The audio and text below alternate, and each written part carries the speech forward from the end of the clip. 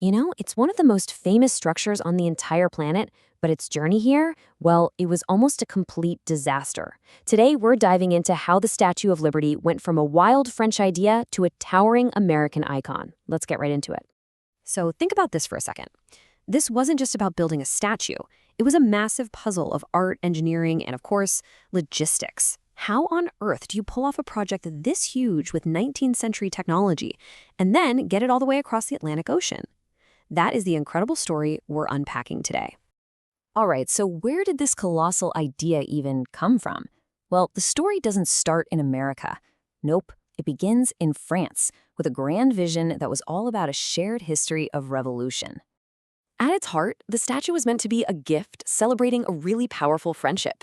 It was supposed to be this lasting symbol of the alliance that helped America win its independence. A shared victory for liberty. This was so much more than just art. It was diplomacy on a truly grand scale. And this was the man with the vision, Frederick Auguste Bartholdi. He wasn't just sculpting some figure. He was dreaming up liberty enlightening the world. He imagined a statue so huge, so powerful, that it would be the very first thing people saw when they sailed to America. Okay, but a dream is one thing.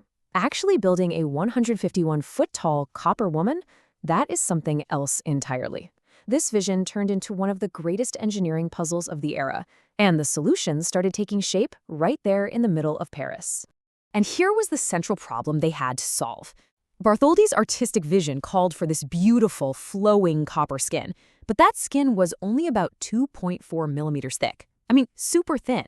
How could something so delicate possibly stand up to the fierce winds of New York Harbor? The answer was an absolutely ingenious iron skeleton on the inside. And the man who designed that skeleton? None other than Gustave Eiffel. Yep, that Eiffel. Years before he built his famous tower, he engineered this brilliant iron spine for Lady Liberty. It was strong enough to support the massive weight, but it was also flexible enough to let the statue sway a little in the harbor winds without shattering. It was totally revolutionary. So to create the statue's skin, the craftsmen used this ancient and incredibly painstaking technique called repousse. First, they built a full-size plaster model of the statue. Then, they constructed these huge wooden molds all around it. And finally, they meticulously hand-hammered thin sheets of copper into those molds, shaping every single curve and fold before attaching the pieces to Eiffel's iron frame. Just amazing work. So while all this incredible, groundbreaking work is happening over in France, the project hits a massive snag across the Atlantic. The statue was almost complete, but it had nowhere to stand. See, the deal was supposed to be a partnership. France, through public donations, would pay for and build the statue itself. America's job was to fund and build the giant pedestal it would stand on. The only problem? American fundraising was failing, and I mean failing badly. They were just a little short. They were $100,000 short. That's over $2.5 million in today's money. The whole project was grinding to a halt. You've got Liberty, fully assembled, standing in Paris, a magnificent gift with absolutely no place to go.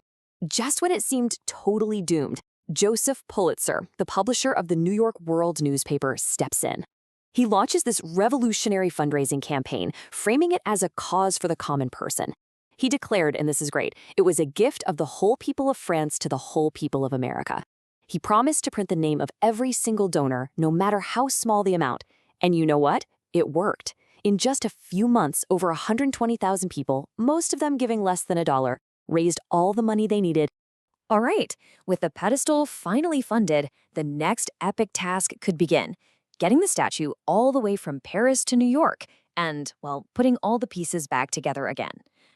So after being fully assembled for a trial run in Paris, the entire statue had to be taken apart. It was broken down into 350 individual pieces, and every single one was carefully numbered so they could reassemble it on the other side of the world. These 350 pieces were packed into 214 massive wooden crates and then loaded onto a French ship. I mean, can you even imagine that?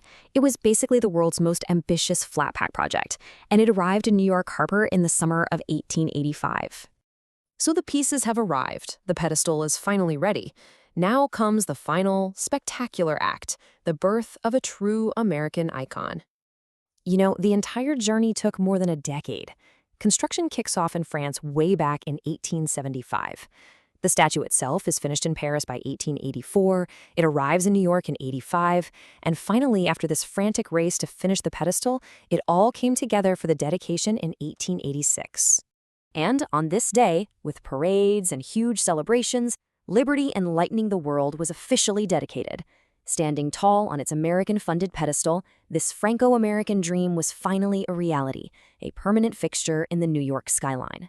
So the statue stands as this incredible testament to international collaboration, artistic vision, and mind-blowing engineering. It was a gift from one people to another, which, it leaves us with a final thought. If two nations could come together over a century ago to build a symbol of liberty, what challenges does that legacy inspire us to tackle together today?